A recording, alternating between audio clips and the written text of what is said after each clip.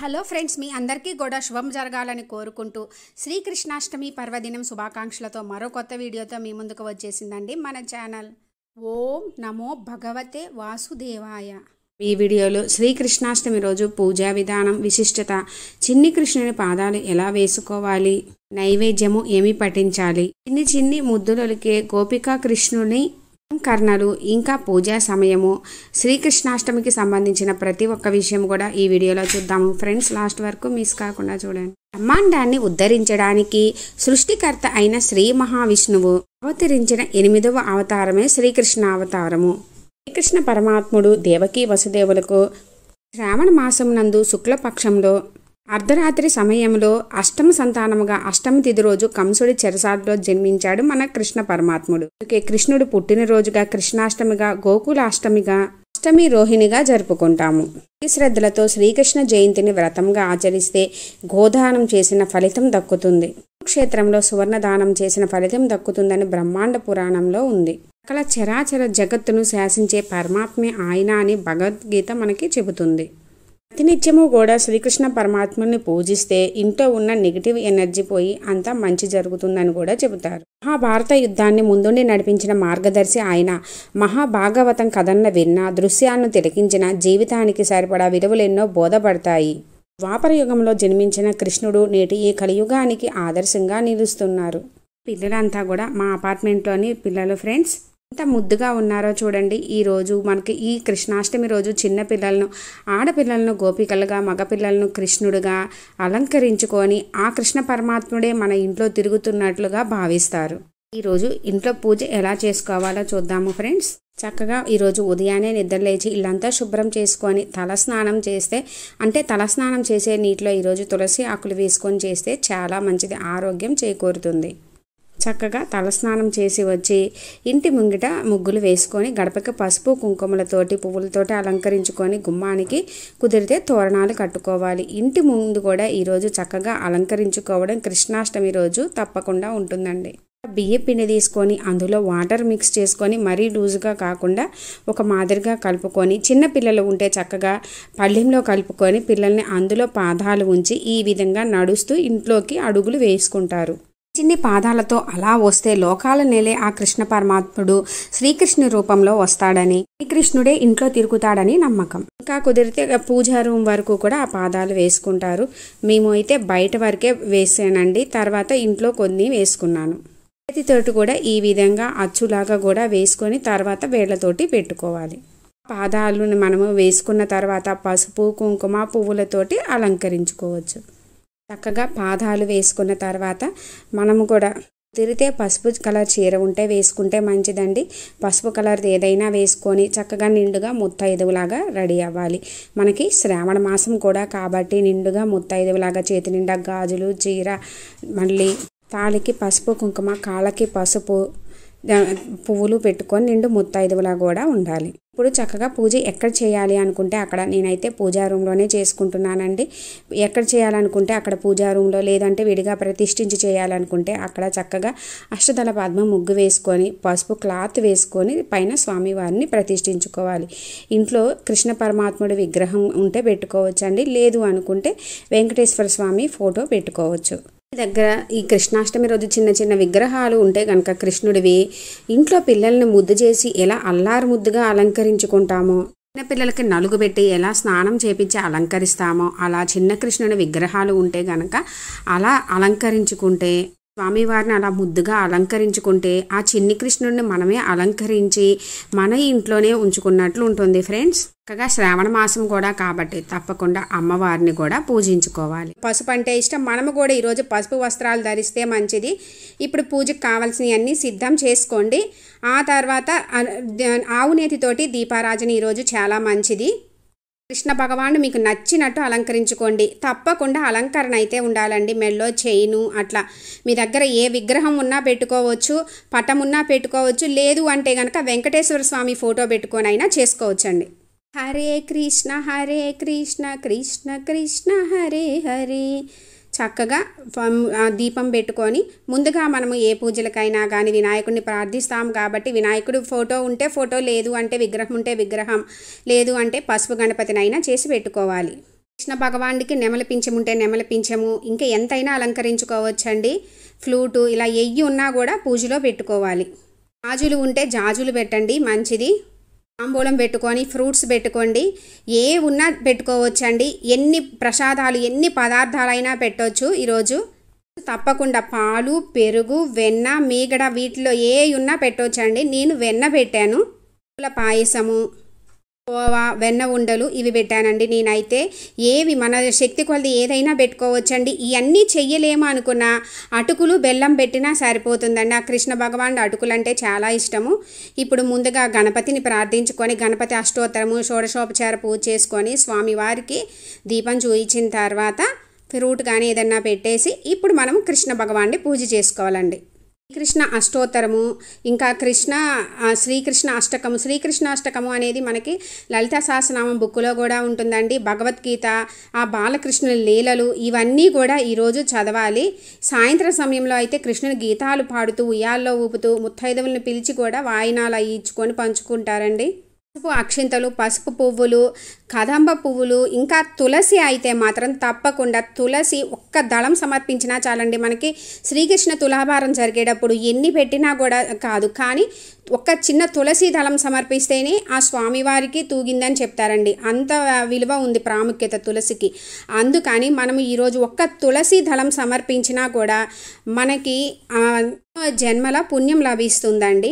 పారిజాతం పువ్వులు, కదంబం పువ్వులు ఎయ్యి దొరికినా సమర్పించండి. స్వామివారికి పారిజాతం పువ్వులన్నా కూడా చాలా ఇష్టము. అష్టోత్తరం చదివేటప్పుడు పారిజాతం పువ్వులు మీ ఇష్టం ఏది దొరికినా సమర్పించవచ్చు. ఏమి పెట్టకపోయినా చిన్న తులసి దళం సమర్పించినా మంచిదే. చాలామంది కలశం పెట్టుకుంటారండి. ఇంకా కూడా స్వామివారికి విగ్రహం ఉంటే అభిషేకం చేస్తారు. ఇవన్నీ చేస్తే కూడా చాలా మంచిది. కలశం పెట్టి మాత్రం పూజ చేస్తే తప్పకుండా జాగరణ అయితే ఉండాలండి రాత్రి అంతా కూడా. కృష్ణాష్టమికి ఒక విశేషం ఉందండి. మధ్యాహ్నం 12 గంటలకి పూజ చేస్తారు ఎక్కువగా అందరూ కూడా. ఆ టైంలో చేస్తే చాలా మంచిది కూడా. అన్నీ చదవలేకపోయినా కూడా ఓం నమో భగవతే వాసుదేవాయ అని పిలిచినా చాలు ఆ కృష్ణ భగవానుడు వెంటనే పలుకుతాడటండి. రోజు గనక ఓం శ్రీకృష్ణ పరబ్రహ్మణే నమః అని 108 సార్లు పఠించి మనము పూజిస్తే మనకి ఎటువంటి అడ్డంకులు లేకుండా దేనిలో అయినా విజయం సాధిస్తారు. కోటి జన్మల పుణ్యం లభిస్తుందండి.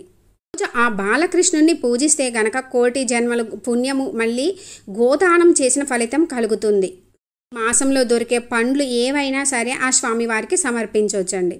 రోజు ఒంటి పూట భోజనం చేస్తారు. కొంతమంది అయితే ఉపవాసం ఉండి తర్వాత రోజు వరకు కూడా ఉపవాసం ఉండి అప్పుడు ఉపవాసం విడుస్తారు. రోజు పూజ చేయడమే కాదండి, పూజ అయినాక శ్రీకృష్ణ లీలలు ఘట్టాలని గుర్తు చేసుకొని చదవాలి అని ధర్మశాస్త్రాలు చెబుతున్నాయి. కృష్ణాష్టమి నాడు పూజించడమే కాదండి, ఆయనలోని కొన్ని మంచి లక్షణాలు అలవర్చుకోవాలని, ప్రతి విషయంలో స్వార్థం, ఈర్ష్య, అసూయలను విడనాడాలని, మానవ జన్మకు సార్థకత ఏర్పరచుకోవాలని శ్రీకృష్ణుడు తన లీలల ద్వారా భక్తులకు జ్ఞానోపదేశం చేశాడు. ఆయన చేసిన ప్రతి పనిలోనూ కూడా అర్థం పరమార్థం కనిపిస్తాయి. ఈరోజు కృష్ణుని పూజిస్తే సకల పాపాలు పోతాయని, మోక్షప్రాప్తి కలుగుతుందని స్కంద పురాణం చెబుతుంది. సంతానం లేని వారు బాలకృష్ణుని గోపాల మంత్రాలతో పూజిస్తే సంతానం శీఘ్రమే కలుగుతుంది. అలా ప్రాంతాల్లో ఘనంగా చేసుకుంటారండి. రాజస్థాన్లో అయితే కనుక వినాయక చవితికి మనం ఎలా చేసుకుంటామో మట్టి విగ్రహాలని అలా చేసి ప్రత్యేకంగా నిమజ్జనం చేస్తారు. గుజరాతీలు అయితే 4 రోజుల ముందు నుంచే ఉపవాసం ఉండి గోవుల్ని సంరక్షించారు కాబట్టి గోవులకి ప్రత్యేక పూజలు చేసి ఉట్టి కొట్టడం ఇలా చాలా ప్రత్యేకంగా జరుపుకుంటారు. ఒక్కొక్క ప్రాంతంలో అలా చేసుకుంటూ ఉంటారు. ఇప్పుడు ఈ విధంగా మనము అష్టోత్తరం చదువుకొని అక్షింతలు, తులసి, మీ దగ్గర పారిజాతం పువ్వులు ఏవి ఉన్నా కానీ అవి సమర్పించి చేసుకోవచ్చు. పసుపు, కుంకుమ, గంధము ఇవి కూడా సమర్పించాలండి. లేదు అంటే పువ్వుల్లో ముంచి మనము స్వామివారి దగ్గర పెట్టినా కూడా మంచిదే. ఇంకా స్వామివారి అవతారాలు అంటే వెంకటేశ్వర స్వామి, రాముల వారు ఇలా ఏ ఫోటోలు ఉన్నా కూడా చక్కగా అక్కడ కూడా అక్షింతలు పువ్వులతోటి అష్టోత్తరం చదువుకుంటా చేసుకోవాలి. మనకి శ్రావణ మాసం కాబట్టి లక్ష్మీ అమ్మవారికి కూడా పువ్వులు అక్షింతలతోటి పూజించుకొని చదువుకోవాలి. ఇలానే చేయాలి అలా చేయాలని ఏమీ ఉండదండి. ముఖ్యంగా భక్తి శ్రద్ధలతోటి దీపం పెట్టుకొని స్వామివారిని పూజించుకోవడమే. నైవేద్యంగా కూడా మీరు ఏమైనా పెట్టవచ్చండి. ఏమి పెట్టలేకపోయినా చక్కగా అటుకులు, బెల్లము కూడా పెట్టుకోవచ్చు. చక్కగా ధూపదీప నైవేద్యాలు సమర్పించుకొని చక్కగా పిల్లలను కూడా దగ్గర కూర్చోబెట్టుకొని మీరు చదువుతుంటే వాళ్ళు స్వామివారికి సమర్పించినా కూడా మంచిదండి. ఇప్పుడు ధూపదీప నైవేద్యాలు సమర్పించుకున్న తర్వాత చక్కగా మనము స్వామివారికి ధూపం వేసుకోవాలి. ధూపం వేసుకున్న తర్వాత కొబ్బరికాయ కొట్టుకొని హారతి ఇచ్చుకోవాలి. స్వామివారికి మంగళహారతి పాటలు కానీ లాలి పాటలు కానీ పాడితే మంచిదండి. మంగళం జయ మంగళం మా నల్లనయ్యకు మంగళం, మంగళం జయ మంగళం మా నల్లనయ్యకు మంగళం, మంగళం జయ మంగళం మా కృష్ణ స్వామికి మంగళం, మంగళం జయ మంగళం మా కృష్ణ స్వామికి మంగళం. చక్కగా హారతి ఇచ్చుకొని ఇంట్లో కూడా అందరూ హారతి తీసుకొని పూజా రూమ్ అయితే కొంచెం డోర్ దగ్గరికి వేసి బయటికి వెళ్ళాలి. విడిగా పెట్టుకుంటే కనుక 2 మినిట్స్ అన్నా పక్కకు వెళ్ళాలి. ఆ టైంలో స్వామివారు వచ్చి మనం చేసిన పూజను చూసి నైవేద్యాలు స్వీకరిస్తారని నమ్మకం. స్వామివారికి పూజ మధ్యాహ్నం 12 గంటల టైంలో చేస్తే మంచిదని ఎప్పటి నుంచో ఒక ఆచారం అండి. చక్కగా మనకి పూజ అయిన తర్వాత సాయంత్రం అయితే ఇంకా బాగా చేస్తారు. బాలకృష్ణుని చిలిపి చేష్టలు తలుచుకొని చిన్నపిల్లల్ని ఆడపిల్లలని అయితే గనక గోపికలుగా, మగవారిని చిన్ని బాలకృష్ణులుగా అలంకరించుకొని, పిల్లలు కూడా చిలిపి చేష్టాలు చేస్తారు కదండి. అలాగే బాలకృష్ణుని చిలిపి చేష్టాలని తలుచుకొని నృత్యాలు, ఆటపాటలతోటి ఎంతో ఘనంగా చేసుకుంటారు. అయితే రాత్రి స్వామివారిని పూజించుకుంటారు. ఎందుకంటే స్వామివారు అర్ధరాత్రి 12 గంటలకి జన్మించారని. కానీ అప్పుడు పూజ చేసి కృష్ణునికి, చంద్రునికి ఆర్ఘ్యం ఇచ్చి జాగరణ చేసి మరునాడు ఉపవాస దీక్ష విరమిస్తారు. పూజ కూడా ఒక్కొక్క ప్రాంతాల వారీగా ఒక్కొక్కళ్ళు వాళ్ళ ఆనవాయితీలను బట్టి కూడా మారుతూ ఉంటుందండి. అన్ని దగ్గర ఒకేలా ఉండదు. సాయంత్రం పూట చిన్ని కృష్ణుని చక్కగా అలంకరించుకొని ముద్దులోకి ఆ చిన్ని కృష్ణుని లోకాల నేలే ఆ కృష్ణ భగవాన్ని చిన్నగా చక్కగా విగ్రహాలు ఉన్న చక్కగా అలంకరించుకొని ఉయ్యాలలు కట్టి ఉయ్యాలను కూడా చక్కగా అలంకరించుకొని స్వామివారిని ఉయ్యాల్లో పడుకోబెట్టి చక్కగా ఊపుతూ లాలిపాటలు పాడుతూ చిన్న పిల్లలందరూ కూడా గోపికా కృష్ణులుగా రెడీ అయ్యి చక్కగా కూడా చేసుకుంటారండి. అపార్ట్మెంట్లో చేస్తారు, ఇళ్ళల్లో చేసుకుంటారు, విడిగా కూడా ఆలయాల్లో కూడా చేస్తారు. ముత్తైదువుల్ని పిలిచి చక్కగా తాంబూలాలు కూడా ఇచ్చుకుంటారు. చూడడానికి 2 కళ్ళు కూడా చాలవు, అంత బాగుంటుంది పిల్లలందరూ రెడీ అయ్యి చూస్తుంటే. స్కూళ్ళల్లో కూడా మనకు తెలిసిందే కదా, పిల్లల్ని ఇన్స్పిరేషన్ చేయడం కోసం, వాళ్ళకి అవన్నీ తెలియడం కోసము ఆడపిల్లలు మగపిల్లలు చక్కగా గోపికా కృష్ణులుగా రెడీ అయ్యి వెళ్తారు. వాళ్ళకి బాగా రెడీ అయ్యి వస్తే బహుమతులను కూడా చెబుతారు. కృష్ణ భగవాన్ని చక్కగా ఉయ్యాలలు ఊపి ఇంకా ఆ తర్వాత ఉట్టిలు కట్టి చిన్న పెద్ద తేడా లేకుండా ఎంతో కోలాహలంగా చేసుకుంటారు. ఆ ఉట్టిలో పాలు, పెరుగు, వెన్న ఇలా ఉంచి కడతారు. లేదా కొందరు హోలీలాగా కలర్స్ కలిపి ఉట్టిలో కట్టి కొడతారు. అసలు ఎగిరెగిరి పోటీల మీద కొడతారండి. అంతే ఉట్టు కట్టి ఉట్లు పండుగ అని ఉట్లు తిరునాలుగా కూడా అనుకుని చేస్తారు. ఆలయానికి కానీ స్వామివారి అవతారాలు ఉంటాయి కదండి, దశావతారాలు, ఆలయాలకు కానీ వెళ్ళినా మంచిది. ఇంకా ఆలయాల్లో కృష్ణ సహస్రనామ పూజలు కానీ జరిపించిన, అర్చనలు చేపించినా కూడా వంశం వృద్ధి అవుతుంది. ఇంట్లో పూజ అయిన తర్వాత ఉదయం కానీ సాయంత్రం కానీ ఎప్పుడైనా మీకు కుదిరినప్పుడు కృష్ణాలయం లేదా వైష్ణవాలయానికి వెళ్తే అక్కడ కోటి జన్మల పుణ్యం లభిస్తుందని మన పురాణాలలో ఉంది. ఈరోజు గోదానం చేసిన, గోవుల్ని పూజించినా కూడా ఎంతో పుణ్యం. కాలనేలి ఆ కృష్ణ పరమాత్మని పుట్టినరోజైన కృష్ణాష్టమి రోజు నేను చేసుకునే పూజా విధానాన్ని మీతోటి షేర్ చేసుకున్నాను ఫ్రెండ్స్. వీడియో మీకు కొంచెమైనా యూజ్ అయినట్లు అనిపిస్తే లైక్ చేయండి, షేర్ చేయండి, కామెంట్ చేయండి, సబ్స్క్రైబ్ చేసుకోండి. పక్కనే ఉన్న బెల్ ఐకాన్ క్లిక్ చేసినట్లయితే నేను అప్లోడ్ చేసిన ప్రతి వీడియో మీకు నోటిఫికేషన్ వస్తుంది ఫ్రెండ్స్. అంతా చేయలేము అనుకున్నా కూడా స్వామివారికి చక్కగా దీపం పెట్టుకొని ఒక్క తులసి దళం సమర్పించి అటుకులు బెల్లం పెట్టిన చక్కగా స్వామివారి అనుగ్రహం మన వెన్నంటే ఉంటుంది. ఆ చిన్ని బాలకృష్ణుడు మన ఇంట్లోనే ఉంటాడు. మనము ఎక్కువ ఆర్భాటం కూడా అక్కర్లేదండి. కృష్ణుని పాదాలు వేసుకొని మనకు తోచింది చేసుకోవచ్చు. పిల్లలు ఉంటే ముఖ్యంగా పిల్లల్ని అలంకరించినా మనకు అది మన ఇంట్లో పూజలెక్కే. ఈరోజు శ్రీకృష్ణ లీలలు, భాగవతము, వారి జననం ఎలా జరిగింది ఇవన్నీ కూడా తలుచుకొని ఇంకా పిల్లల్ని కూర్చోబెట్టి వారికి వినిపిస్తే వారికి తెలుస్తుంది, అందులో ఉన్న నీతి కూడా తెలుస్తుంది. మనము పిల్లలకి చెప్పినట్లు ఉంటుంది. సాధ్యమైనంత వరకు భక్తి శ్రద్ధలతో ఈరోజు ఆ కృష్ణ పరమాత్మని పూజించుకొని స్వామి అనుగ్రహంతో మీకు అన్నింటా విజయం చేకూరాలని కోరుకుంటున్నాను ఫ్రెండ్స్. Thanks for watching.